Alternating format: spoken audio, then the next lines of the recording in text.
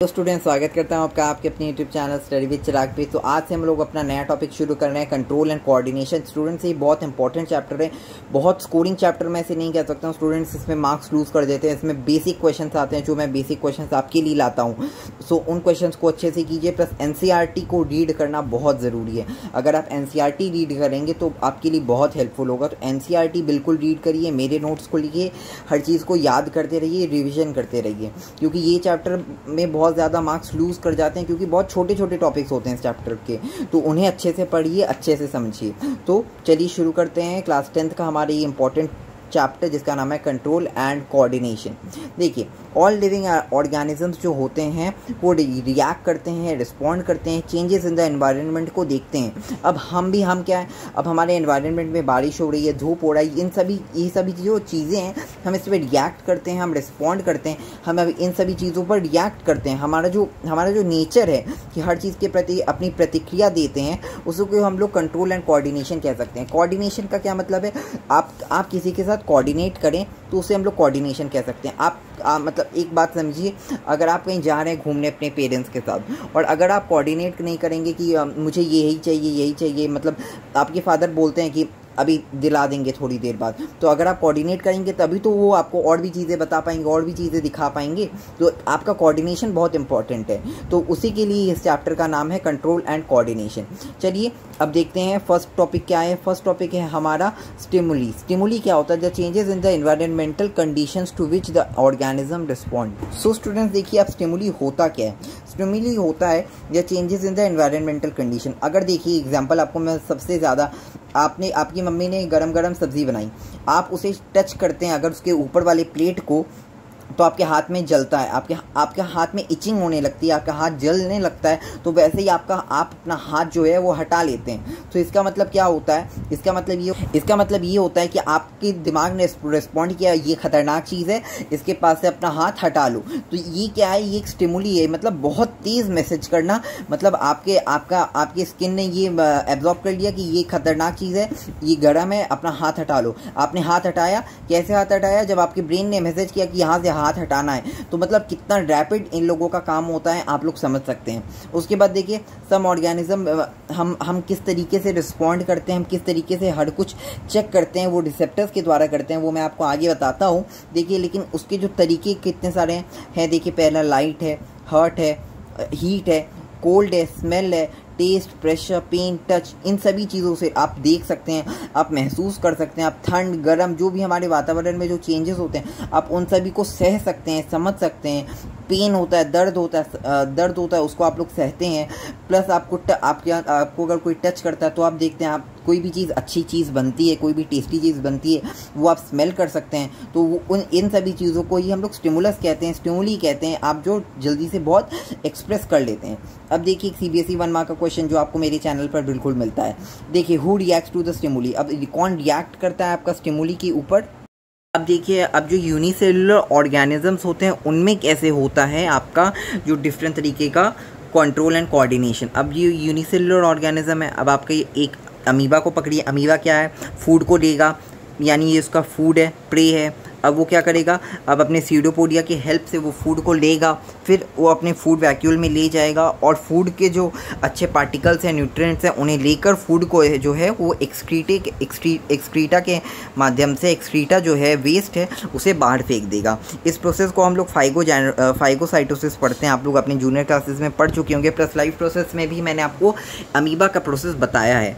अब जो प्लांट्स में होता है वो क्या होता है? प्लांट्स में होता है आपका फाइटो हार्मोन्स होता है, प्लांट हार्मोन। यहाँ मैंने आप सभी के लिए लिख दिया है, ये 1 मार्क क्वेश्चन है सीबीएसई का, आपके लिए मैंने लिख दिया कि सीबीएसई 1 मार्क का क्वेश्चन है। प्लांट्स के हार्मोन्स का क्या नाम होता है? Phyto hormones. क्लियर है स्टूडेंट्स? उसके बाद देखिए, coordination, the working together of the various organs of an organism in a systematic manner. मतलब एक सिस्टमैटिक मैनर से, एक सही तरीके से, एक सही माध्यम से, so as to produce a proper response to the stimulus. मैंने जैसा आपको बताया कि प्रॉपर रिस्पॉन्स स्टिमुलस को हो, यानी अब आपके ब्रेन को अगर सही से रिस्पॉन्स नहीं जाएगा, आपके ब्रेन को सही से रिस्पॉन्स नहीं जाएगा, तो क्या बोला जाता है, क्या सही से हो पाएगा? तो इसीलिए आपके लिए कोऑर्डिनेशन बहुत इंपॉर्टेंट है कि आप सही से कोऑर्डिनेट करें। तो कोऑर्डिनेशन इन एनिमल्स कैसे होगा, आपको मैंने बताया कि नर्वस सिस्टम, आपका ये जो ब्रेन है, आपके ब्रेन में जो नर्व सेल्स हैं उनके हेल्प से होगा। और किससे होगा, एंडोक्राइन सिस्टम से होगा। एंडोक्राइन सिस्टम आपको मैं आगे बताऊंगा कि क्या है एंडोक्राइन सिस्टम। करने गए, आपके हाथ में जलन हो गई, अब आपने अपना हाथ हटाया तो इसमें आपने टेम्परेचर को फील किया, आपने इसमें ये जो टेम्परेचर है, बाहर का टेम्परेचर आपने उसे फील किया, तो क्या है आपका थर्मोरिसेप्टर्स। फिर नोज़ है, आपकी मम्मी ने बहुत अच्छा खाना बनाया, आपकी मम्मी ने बहुत टेस्टी फूड बनाया, तो आपने क्या किया, आपने ऑल्फैक्टरी रिसेप्टर्स सेंस और स्मेल को सेंस किया, उसे स्मेल किया। फिर टंग है, टंग क्या होता है, टंग से आप टेस्ट करेंगे, वो जो टेस्टी फूड बने हैं उसको आप टेस्ट करेंगे, तो इसलिए क्या है आपका गस्टेटरी। आप लोग इसे ना अच्छे से लर्न कर लीजिएगा, आप लोग जैसे ही आपको ये लर्न हो जाएगा आप क्लियर हो जाएगा। स्टूडेंट्स, मैं मानता हूँ ये थोड़ा सा डिफ़िकल्ट है, लेकिन जब आप नोट्स लिख लेंगे, जब धीरे धीरे आप इसे परसीव करना शुरू करेंगे तो ईजिली याद हो जाएगा। इसमें कोई बहुत ज़्यादा कॉम्प्लिकेटेड नहीं है, रॉकेट साइंस नहीं है ये जो बहुत डिफ़िकल्ट है। ठीक है स्टूडेंट।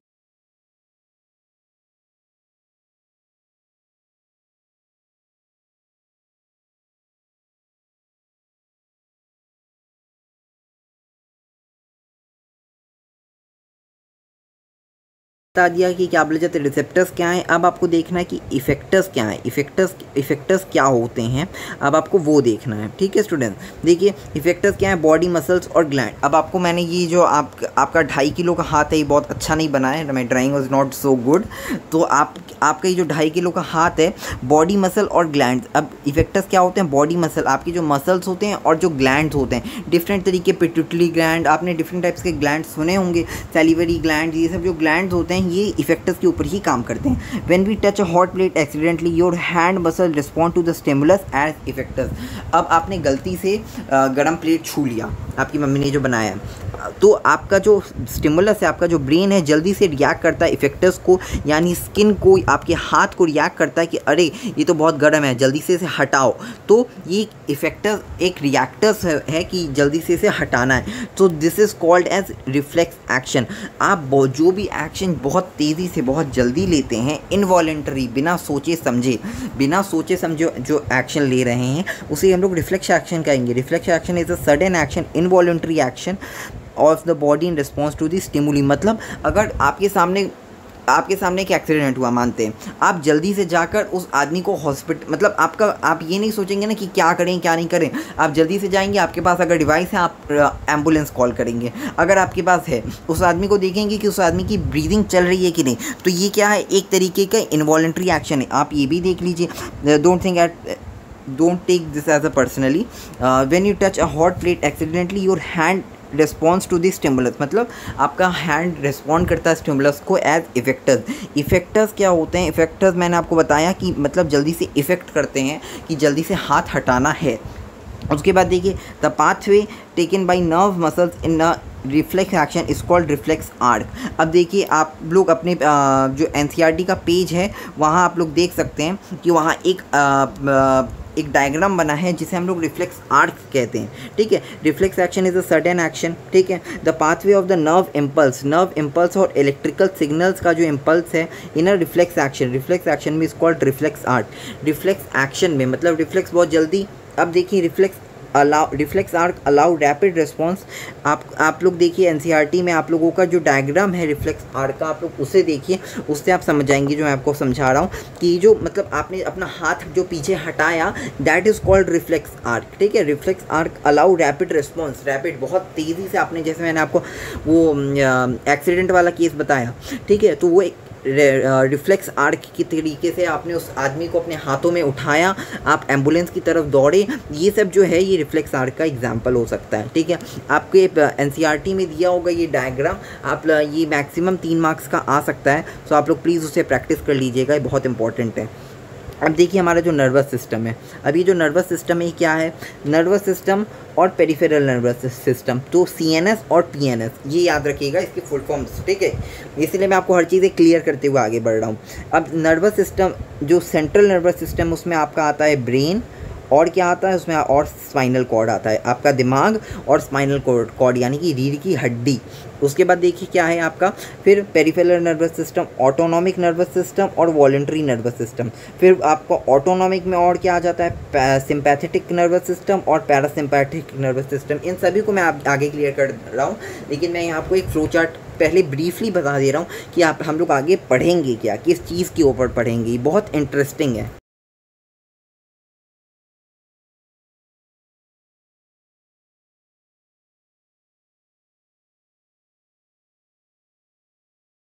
यहाँ फ्लो चार्ट बताया, अब हम लोग चलते हैं, अब हमारा जो न्यूरॉन्स है उसके तरफ देखते हैं कि क्या न्यूरॉन्स जो है हमारा उसके ऊपर structural and functional unit of आपको पता है कि ये एक स्ट्रक्चरल है, इसका एक स्ट्रक्चर है न्यूरॉन का, और फंक्शन है ब्रेन है, इसका दिमाग का है काम करने का। अब देखिए चलिए हम लोग देखते हैं इसके फंक्शंस कि क्या क्या हैं। Carry messages in the form of electrical signals, बहुत इंपॉर्टेंट, इलेक्ट्रिकल सिग्नल्स के फॉर्म में दिमाग तक मैसेज पहुंचाता है, कॉल्ड इलेक्ट्रिकल इम्पल्सेस और नर्व इम्पल्सेस, क्योंकि दिमाग में मैसेज पहुंचा रहा है तो इलेक्ट्रिकल इम्पल्स आप कह सकते हैं, नर्व इम्पल्स हम लोग जानते हैं, हम लोग नर्वस सिस्टम न्यूरॉन्स इतना बोलते हैं तो आप लोग ईजिली याद रख सकते हैं कि जो मैसेज कैरी करता है उसे हम लोग क्या कहते हैं, in the form of electrical signal के फॉर्म में जो मैसेज कैरी करता है उसे हम लोग नर्व इम्पल्स कह सकते हैं, और क्या कह सकते हैं, इलेक्ट्रिकल इम्पल्स भी कह सकते हैं। आपके ऊपर डिपेंड करता है कि आप कैसे याद कर सकते हैं। CBSE 1 मार्क का क्वेश्चन मेरी चैनल की आपको विशेषता मैं बताता हूँ कि name the largest cell of the body. CBSE 1 mark का क्वेश्चन है कि लार्जेस्ट सेल कौन सा है हमारे बॉडी का,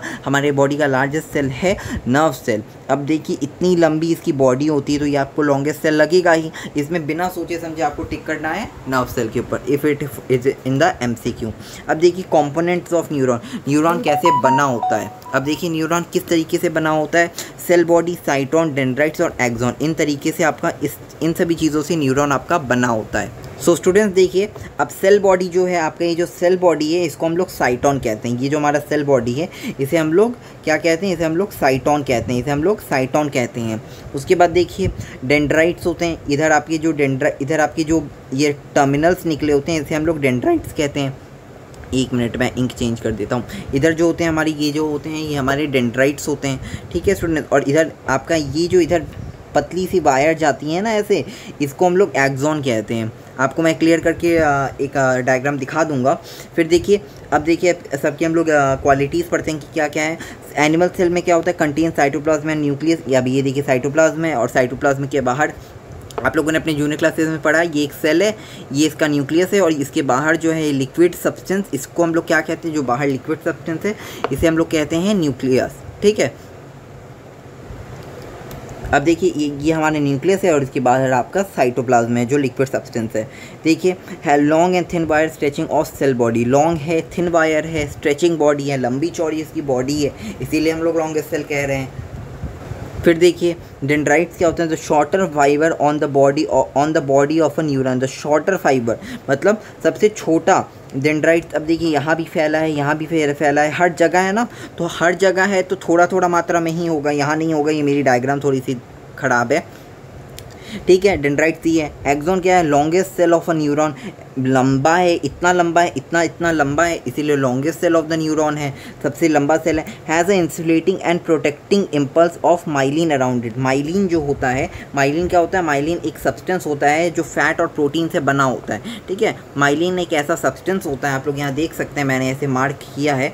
माइलिन एक ऐसा सब्सटेंस होता है जो फैट और प्रोटीन से बना होता है, और वो क्या करता है, प्रोटेक्ट करता है नर्व सेल को कि इंसुलेटिंग मतलब कोई अचानक से इलेक्ट्रिकल शॉक लगा या कुछ लगा तो उससे हमें प्रोटेक्ट करता है। कौन, माइलिन, क्योंकि इसके पास क्या होता है, इंसुलेटिंग इम्पल्स होता है, इंसुलेटिंग एंड प्रोटेक्टिंग इम्पल्स होता है, ठीक है स्टूडेंट्स। चलिए आगे बढ़ते हैं। डेंड्राइट्स होते हैं, ये जो आपके जो डेंड्राइट्स हैं, आपकी ये जो डेंड्राइट्स हैं, dendrites pick up the nerve impulses from messages from the receptors, यानी ये जो मैसेजेस कहाँ से लेते हैं, रिसेप्टर्स। अब आपकी मम्मी ने कोई सब्ज़ी बनाई, वो प्लेट जो है वो बहुत गर्म है, तो आपने जैसे ही छुआ वो गर्म है तो आपने फील किया, आपका थर्मो रिसेप्टर्स काम किया, वैसे ही आपका मैसेज ब्रेन तक जाता है, बहुत तेज़ रैपिड जाता है, तो वो कौन ले जाता है, नर्व इम्पल्स ले जाता है। मैंने आपको पिछले स्लाइड में बताया कि क्या है नर्व इम्पल्स। नर्व इम्पल्स है जो इलेक्ट्रिकल सिग्नल के माध्यम से ले जाता है, जो मैसेजेस कैरी करता है, उसे हम लोग नर्व इम्पल्सेस कहते हैं, ठीक है स्टूडेंट्स। अब देखिए, they pass the impulses to the body and then along the axon. Axon से मतलब वो आगे बढ़ता जाता है, सेल बॉडी में जाता है, फिर एक्सॉन में जाता है, ऐसे ऐसे पास करता है। The axon passes the impulse to the another neuron through a junction called synapse. अब देखिए यहाँ बहुत इंपॉर्टेंट पॉइंट है, प्लीज़ कॉन्सेंट्रेट होकर देखिएगा कि सिनैप्स क्या होता है। सिनैप्स होता है the axon passes through the impulses जो होते हैं थ्रू अनदर न्यूरॉन, मतलब एक न्यूरॉन से दूसरे न्यूरॉन में जो डिस्टेंस होता है, जो गैप होता है बीच में, उसे ही हम लोग क्या कहते हैं, उसे ही हम लोग कहते हैं synapse. The gap between one neuron to the another junction of the another neuron is called synapse. हम लोग इसे ही सिनैप्स कहते हैं। ये माइक्रोस्कोपिक होता है, जो हमें दिख नहीं सकता, ठीक है। ये माइक्रोस्कोपिक गैप होता है from one neuron to another neuron, जब तक CNS तक नहीं पहुंच जाता। अब CNS मैंने आपको पिछले स्लाइड में बताया कि CNS क्या है। CNS है सेंट्रल नर्वस सिस्टम। क्लियर है स्टूडेंट्स कि इलेक्ट्रिकल इम्पल्स के माध्यम से। पेरिफेरल नर्वस सिस्टम क्या है, आपको अगर ये क्लियर हो, आप अगर आपको नहीं क्लियर हो आप कमेंट में लिख सकते हैं, मैं आपको बता दूंगा और अच्छे से, ठीक है। आप लोग ये याद रखिए कि सिनैप्स होता है जो गैप होता है, उसे ही हम लोग सिनैप्स कहते हैं। ये माइक्रोस्कोपिक गैप होता है जो देख नहीं सकता। क्लियर है स्टूडेंट्स, आगे बढ़ते हैं। पेरिफेरल नर्वस सिस्टम क्या होता है, ब्रेन प्लस नर्वस सिस्टम जो होता है, जो फॉर्म करता है, उसे हम लोग क्या कहते हैं, उसे हम लोग कहते हैं peripheral nervous system. There are दो टाइप्स हैं, क्रैनियल नर्व्स और स्पाइनल नर्व्स। अब हमारे पास दो तरह के पेरिफेरल नर्वस सिस्टम है।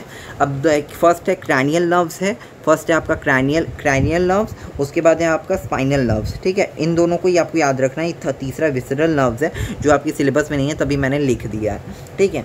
अब क्रैनियल नर्व्स और स्पाइनल नर्व्स हम लोग समझते हैं। क्रैनियल नर्व्स होता है जो ब्रेन का काम करता है, और स्पाइनल नर्व जो है स्पाइनल से ही आपको दिमाग में आ जाना चाहिए कि रीढ़ की हड्डी, आपकी जो पीछे रीढ़ की हड्डी है उसे हम लोग क्या कहते हैं, स्पाइनल, ठीक है। और क्रैनियल नर्व्स है ब्रेन, जो दिमाग तक मैसेज पहुंचाता है, दिमाग से जो भी काम होता है वो आपका क्रैनियल नर्व्स का काम होता है। आपको सेंट्रल नर्वस सिस्टम बताऊंगा, जिसमें आपके पास क्या है, जिसमें आपके पास ब्रेन प्लस स्पाइनल कॉर्ड है, ठीक है। ब्रेन प्लस स्पाइनल कॉर्ड में क्या है आपका CNS और मोटर न्यूरॉन्स जो होते हैं, उन्हें मैं आज आपको बताऊंगा। और जो हमारा ब्रेन है, ह्यूमन ब्रेन के बारे में आपको समझाऊंगा कि ह्यूमन ब्रेन के क्या फंक्शंस हैं और कैसे ये काम करते हैं, इसमें कितने टाइप्स के हैं, ठीक है स्टूडेंट्स। देख के चलिए, अब क्या है, ह्यूमन ब्रेन जो है मेन कोऑर्डिनेटिंग सेंटर है आपका। ये जो ब्रेन है ये मेन कोऑर्डिनेटिंग सेंटर है, ये तो आपको भी पता है। Located inside the skull of the body. अब मेरी डायग्राम थोड़ी अच्छी नहीं है, मैं इसीलिए बता नहीं पा रहा हूँ आपको। आपका ब्रेन है, अब ये इसके ऊपर जो स्कल लगा हुआ है, स्कल से आपका जो ब्रेन है वो एक तरीके से सेफ़ है। एक तरीके से अगर मैं बोलूँ ये पूरा सेफ़ है। तो ये किसके हेल्प से सेफ़ है, ये स्कल की हेल्प से सेफ़ है। और लोकेटेड इनसाइड द बॉडी, मतलब ये बॉडी के इनसाइड में अंदर लोकेटेड है, अंदर है और सेफ़ है, इसीलिए हम लोग इसे ह्यूमन ब्रेन बता रहे हैं कि अंदर है, लोकेटेड है, सेफ़ है, कोऑर्डिनेटिंग सेंटर है, कितने सारे फंक्शन है। Protected by a bony box inside in the skull called cranium, मतलब ये किससे प्रोटेक्टेड है, बोनी बॉक्स से ये जो है प्रोटेक्टेड है स्कल में, और इसको हम लोग क्या कहते हैं, इसको हम क्रैनियम। सो देखिए ये क्या है, ये बोनी बॉक्स से कवर्ड है और स्कल है। हम लोग पढ़ेंगे हमारा जो है topic central nervous system. Central nervous system आपका कैसे बना है, ब्रेन प्लस स्पाइनल कॉर्ड से आपका सेंट्रल नर्वस सिस्टम बना है। CNS प्लस मोटर न्यूरॉन्स जो होते हैं, आपको मैं बताता हूँ, CNS प्लस मोटर न्यूरॉन्स जो होते हैं, जो कोई भी काम होता है वो इनके परमिशन से ही होता है बच्चा, ठीक है। मतलब जो भी काम हो रहा है CNS प्लस मोटर न्यूरॉन, इन दोनों में कोई भी आपका सोचने का काम करना, आप न्यूमेरिकल कर रहे हैं, कुछ अपनी पढ़ाई कर रहे हैं, तो वो किसके हेल्प से हो रहा है, CNS प्लस मोटर न्यूरॉन, ठीक है। अब आते हैं हम लोग अपने ह्यूमन ब्रेन के टॉपिक की। ह्यूमन ब्रेन क्या है, आपका मेन कोऑर्डिनेटिंग सेंटर है, बिल्कुल ये हमें पता है। मेन जो हर चीज़ के लिए कोऑर्डिनेट करता है कि ये सही है, ये गलत है, उसके प्रति हमारा जो रिस्पॉन्स है वो रिसीव करता है। Located inside the skull of the body, बिल्कुल ये हमारी बॉडी के अंदर जो स्कल है, ये जो हमारा स्कल है ब्रेन, उसके ऊपर प्रोटेक्टेड है, ठीक है। ये तो हमें पता है अच्छे से। उसके बाद क्या है, प्रोटेक्टेड बाय ये बोनी बॉक्स। अब बोनी बॉक्स का क्या मतलब होता है, आप तो समझ गए, स्कल का मतलब है जो उसके ऊपर एक प्रोटेक्टेड लेयर है। बोनी बॉक्स मतलब क्या होगा, आपका जो ब्रेन है उसके अंदर भी एक और तरीके की लेयर होती है, उसे हम लोग बोनी बॉक्स कहते हैं स्टूडेंट्स। इन द स्कल, देखिए यहाँ लिखा है ना, मतलब बोनी बॉक्स कहाँ है, स्कल के अंदर ही है, एक लेयर है, उसे हम लोग बोनी बॉक्स कहेंगे, जो प्रोटेक्ट कर रहा है। और वो जो लेयर है उसे हम लोग क्या कहते हैं, उस लेयर को हम लोग कहते हैं क्रैनियम। उस लेयर को हम लोग क्रैनियम कहते हैं स्टूडेंट्स। अब देखिए ह्यूमन ब्रेन को, अब आपका जो ह्यूमन ब्रेन है इसका डिवीज़न देखिए आप लोग, किसमें है, फोर ब्रेन है आपका, मिड ब्रेन है, हिंद ब्रेन है, इन सभी में इसका डिवीज़न है बच्चा। ठीक है, अब देखिए कैसे इसका डिवीज़न हो रहा है। फोर्थ ब्रेन जो है इसमें क्या है, सेरेब्रम है, थाइलमस है और हाइपोथैलेमस है। अब देखिए मैं आपको सेरेब्रम और थैलेमस के जो क्वालिटीज़ हैं, जो उसके फंक्शंस हैं, वो तो मैं बताऊंगा आपको, लेकिन हाइपोथैलेमस आपके सिलेबस में नहीं है तो मैं उसे नहीं बताऊंगा। फोर्थ ब्रेन का वैसे कोई पार्ट नहीं है, तो इसलिए मैं आपको वो नहीं बता रहा हूँ कि फोर्थ ब्रेन के जो पार्ट्स हैं वो नहीं है वैसे एक तरीके से, तो वो मैं आपको नहीं बता रहा हूँ। हिंद ब्रेन में आपका है पॉन्स मेडुला सेरेबेलम। बच्चा देखिए इसमें क्या होता है, स्टूडेंट्स को बहुत ज़्यादा कन्फ्यूज़न हो जाता है। पॉन्स मेडुला तो समझ में आया, सेरेब्रम और देखिए बच्चा क्या है, सेरेब्रम और सेरेबेलन में स्टूडेंट्स को कन्फ्यूज़न हो जाता है। मैं बताता हूँ कि सेरेब्रम जो है ना बच्चा, ये आपका किसका पार्ट है, ये आपका फोर्थ ब्रेन का पार्ट है, ये फोर्थ ब्रेन का पार्ट है, और हिंद ब्रेन का पार्ट क्या है, सेरेबेलम। तो इसमें आप कन्फ्यूजन मत होइए, बस आप स्पेलिंग को ध्यान रखिए, आप इजीली समझ जाएंगे। बहुत ज़्यादा ये रॉकेट साइंस नहीं है जो आप इसे नहीं समझेंगे। सेरेब्रम फोर्थ ब्रेन का पार्ट है और सेरेबेलम आपका हिंद ब्रेन का पार्ट है। क्लियर है स्टूडेंट्स?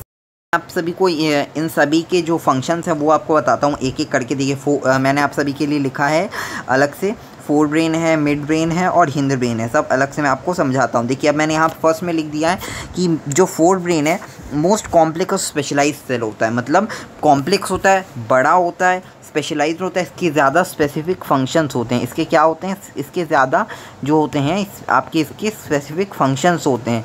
ठीक है स्टूडेंट, इसके ज़्यादा स्पेसिफिक फंक्शंस होते हैं। ये जो है हमारा सेरेब्रम। अब आपको मैंने अभी बताया पिछले स्लाइड में कि सेरेब्रम जो है इसका पार्ट है और सेरेबेलम आपका किसका पार्ट है बच्चा, हिंद ब्रेन का पार्ट है आपका सेरेबेलम। ठीक है बच्चा, अब देखिए इसमें देखिए स्टूडेंट्स क्या है, फंक्शन इसके जो है, thinking part of the brain, सोचने का काम करता है ये, thinking part of the brain सोचने का काम करता है। कौन काम करता है सोचने का, फोर्थ ब्रेन काम करता है। स्टोर्ड इन्फॉर्मेशन, आपने कुछ याद किया, आपने बहुत सारे जो आंसर्स हैं, हिस्ट्री के आंसर, पॉल साइंस के आंसर, आपने उसे याद किया, स्टोर कौन इन्फॉर्मेशन करेगा, वो आपका सेरेब्रम करेगा, फोर्थ ब्रेन का पार्ट करेगा। Receive sensory impulses from various parts of the body, sensory impulses मैंने आपको बताया था पिछली थोड़ी देर पहले स्लाइड में कि सेंसरी इम्पल्सेस क्या होते हैं, इलेक्ट्रिकल सिग्नल्स जो होते हैं उसको ही हम लोग सेंसरी इम्पल्सेस और नर्व इम्पल्सेस के नाम से कहते हैं। देखिए receive sensory impulses from various parts of body and integrated यानी मिलाने का काम, एक दूसरे को इंटरकनेक्शन का काम जो है कौन करता है, आपका फोर्थ ब्रेन करता है। Cerebrum controls the voluntary action. Voluntary action का आपका क्या मतलब है, आपको छींक आई अचानक से, तो वो कौन करता है, वो कौन करता है, आपका सेरेब्रम करता है। ठीक है, cerebrum is responsible for logic, emotion, speech, memory, reasoning. ये देखिए आपको जो भी दिमाग लगाना होता है याद करने में, स्पीच देने में, रीजनिंग यानी सोचने में, किसी भी चीज़ की, किसी भी आपको मैंने न्यूमेरिकल दे दिया एक मैथ्स का या साइंस का, तो आप उसे सोचेंगे ना कैसे करना है, किस तरीके से करना है, तो वो सोचने का काम किसका होता है, वो सोचने का काम आपका सेरेब्रम का होता है, मिड ब्रेन फोर्थ ब्रेन का काम होता है। ठीक है स्टूडेंट्स, अगर आपको कोई भी डाउट हो आप प्लीज़ कमेंट सेक्शन में लिख सकते हैं। उसके बाद है आपका मिड ब्रेन। मिड ब्रेन क्या होता है, controls reflex movement of head, neck, trunk and response to visual and auditory smell. Visual यानी आपकी आँखों से आप जो देखते हैं उसका रिस्पॉन्स, और स्मेल करते हैं आप जो स्मेल करते हैं उसका रिस्पॉन्स कौन करता है, उसका रिस्पॉन्स आपका मिड ब्रेन करता है। ठीक है स्टूडेंट्स, देखिए control reflex movements of head, neck and trunk. Head, neck और ट्रंक, आपका हेड का, नेक का और ट्रंक का जो रिफ्लेक्स मूवमेंट है, अचानक से मूवमेंट, वो है। अगर आप लोग अपने क्लास में एक दूसरे को पेपर बॉल से मारते हैं, तो अचानक से एक दूसरे पर मारते हैं, तो आप अपने आप को बचाने की कोशिश करते हैं ना, तो वो जो रिफ्लेक्स मूवमेंट है, अचानक से एक आदमी खड़ा है, आपका एक दोस्त खड़ा है, वो आपको पेपर बॉल से दूसरे तरफ मार रहा है, लेकिन आप दूसरे तरफ देख रहे हैं, लेकिन आपने अचानक से देखा आपको हटना है वहाँ से, वो एक रिफ्लेक्स मूवमेंट है। वहाँ से आप कैसे हटेंगे स्टूडेंट्स, वहाँ से आप इस तरीके से हटेंगे, वो आपका रिफ्लेक्स मूवमेंट होगा, अचानक से आप हटेंगे। आप रास्ते से जा रहे थे, मैंने आपके मुंह पर अचानक से आपके मुंह पर अचानक से टॉर्च की लाइट दी, तो उससे मतलब वो आपको एक चुभता है ना, तो वो कौन करता है, वो सबको को देखने का काम कौन करता है, रिफ्लेक्स, कि आपको अपने हाथ को सामने लाना है, कि क्या बोला जाता है, आपकी आंखों पर ज़्यादा रोशनी ना पड़े। तो ये अचानक से जो होते हैं काम, वो होता है आपका मिड ब्रेन का, और ये रिफ्लेक्स मूवमेंट है। मैंने आपको रिफ्लेक्स आर्ट बताया, अगर आपने नहीं देखा तो आप पिछले स्लाइड में जाकर देख सकते हैं। फिर आता है हमारा मिड ब्रेन। मिड ब्रेन क्या होता है? मिड ब्रेन में हमारे पास हिंद ब्रेन है। हिंद ब्रेन में हमारे पास क्या है? पोन्स मेडुला और सेरेबेलम। पोन्स मेडुला और सेरेबेलम, ठीक है। पोन्स क्या होता है? Relay signals from hind to mid brain. Hind आपका नीचे है, नीचे से ऊपर तक आपको क्या करना है? मैसेज को भेजना है, सिग्नल्स को भेजना है। उसको हम लोग ये काम कौन करता है? ये आपका हिंद ब्रेन करता है, पोन्स करता है।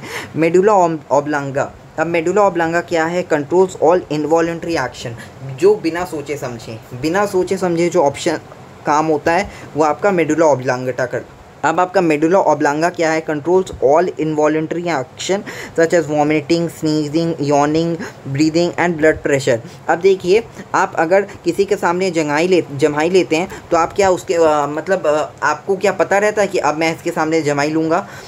उसके अगर आप सांस लेते हैं, ये तो वॉलंटरी एक्शन नहीं है ना, ये तो इनवॉलंटरी है, कभी भी आ सकती है। और फिर देखिए वॉमिटिंग है, उल्टी है, आपको कभी भी आ सकती है, कहीं भी आ सकती है। तो इसके लिए आप ये थोड़ी ना सोचेंगे कि अभी मुझे उल्टी आएगी, अभी मैं उल्टी करूँगा, ऐसा थोड़ी ना होता है। छींक, आपको जो छींक आती है जब आपके आसपास नेचर में गंदगी है तो आपको अचानक से छींक आएगी, ऐसा थोड़ी ना आप सोच के रखते हैं कि अब मैं यहीं छींकूँगा, ऐसा थोड़ी ना कुछ होता है। तो इसके ये फंक्शंस हैं।